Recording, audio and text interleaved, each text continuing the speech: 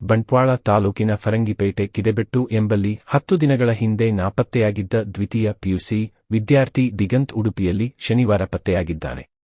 ಸ್ಥಳೀಯ ವೀರಾಂಜನೇಯ ದೇವಸ್ಥಾನಕ್ಕೆ ಹೋಗುವುದಾಗಿ ಹೇಳಿ ಫೆ 25ರಂದು ಸಂಜೆ ಮನೆಯಿಂದ ಹೊರಟಿದ್ದ ಆತ ಬಳಿಕ ಮನೆಗೆ ಬಂದಿರಲಿಲ್ಲ. ಆತನಿಗಾಗಿ ಮನೆಯವರು ಹಾಗೂ ಸ್ಥಳೀಯರು ಹುಡುಕಾಡಿದಾಗ ಊರಿನ ರೈಲ್ವೆ ಹಳಿಯಲ್ಲಿ ಆತನ ಮೊಬೈಲ್ ಮತ್ತು ಚಪ್ಪಲಿಗಳು ದೊರೆತಿದ್ದವು.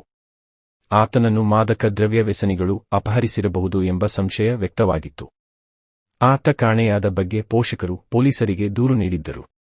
ಆತನನ್ನು ಶೀಘ್ರವೇ ಪತ್ತೆ ಹಚ್ಚಬೇಕು ಎಂದು ಆಗ್ರಹಿಸಿ ಸ್ಥಳೀಯರು ಫರಂಗಿಪೇಟೆಯಲ್ಲಿ ಅಂಗಡಿ ಮುಂಗಟ್ಟು ಬಂದ್ ಮಾಡಿ ಮಾರ್ಚ್ 1ರಂದು ಪ್ರತಿಭಟನೆ ನಡೆಸಿದ್ದರು. ಪೊಲೀಸ್ ಇಲಾಖೆ ಆತನ ಪತ್ತೆಗೆ ಕ್ರಮ ವಹಿಸಿಲ್ಲ ಎಂದು ಆರೋಪಿಸಿದ್ದರು. ಪೊಲೀಸರು ತನಿಖೆ ತೀವ್ರಗೊಳಿಸಿದ್ದರು. ರೈಲ್ವೆ ಪೊಲೀಸ್ ಜೊತೆ ಸೇರಿಯೂ ಹುಡುಕಾಟ ನಡೆಸಿದ್ದರು. ದಿಗಂತ್ ಪತ್ತೆಯಾಗದೇ ಇದ್ದುದರಿಂದ ಪೋಷಕರು ಹೈಕೋರ್ಟ್ನಲ್ಲಿ ಹೇಬಿಯಸ್ ಕಾರ್ಪಸ್ ಅರ್ಜಿ ಸಲ್ಲಿಸಿದ್ದರು. ದಿಗಂತ್ ಉಡುಪಿಯಲ್ಲಿ ಪತ್ತೆಯಾಗಿದ್ದ ಆತನೇ ಮನೆಯವರಿಗೆ ಕರೆ ಮಾಡಿ ವಿಷಯ ತಿಳಿಸಿದ್ದಾನೆ. ಇಲ್ಲಿನ ಪೊಲೀಸರು ಉಡುಪಿ ಪೊಲೀಸರಿಗೆ ಈ ಬಗ್ಗೆ ಮಾಹಿತಿ ನೀಡಿದ್ದಾರೆ. ಆತನನ್ನು ಊರಿಗೆ ಕರೆತರಲಾಗುತ್ತಿದೆ ಎಂದು ಪೊಲೀಸ್ ಮೂಲಗಳು ತಿಳಿಸಿವೆ.